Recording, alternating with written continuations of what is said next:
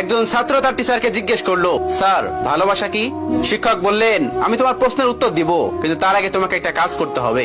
আমাদের স্কুলের সামনে যে ভুট্টার ক্ষেত আছে, তুমি সেখানে যাও এবং সবচেয়ে বড় ভুট্টাটি নিয়ে ফিরে এসো। কিন্তু একটা শর্ত আছে, তুমি সবচেয়ে বড় ভুট্টাটি খুঁজে নিয়ে আসবে এবং খুঁজতে খুঁজতে যে ভুট্টাটি তুমি পিছনে ফেলে গেছো তা আর নিতে পারবে না। ছাত্রটি মাঠে গেল এবং ভুট্টার প্রথম সারিতে খোঁজা শুরু করলো। সেই সারিতে একটা বড় ভুট্টা ছিল, কিন্তু সে ভাবলো হয়তো সামনের সারিতে আর বড় কোনো ভুট্টা আছে, তার জন্য অপেক্ষা করছে।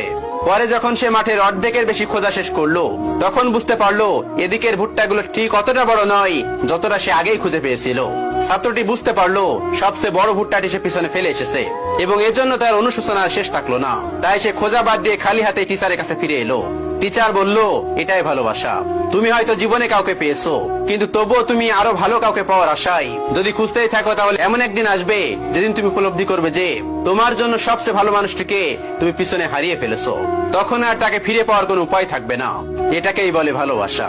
তাই যে মানুষটা আপনার সাথে আছে, যে মানুষটা আপনার পাশে আছে, সেই মানুষটাকে কেয়ার করুন, সেই মানুষটাকে ভালোবাসুন। কারণ আমরা সবসময় দূরের ঘাসটা সবুজ দেখা যায়, ওই দূরের ঘাসটার পিছনে ছুটি।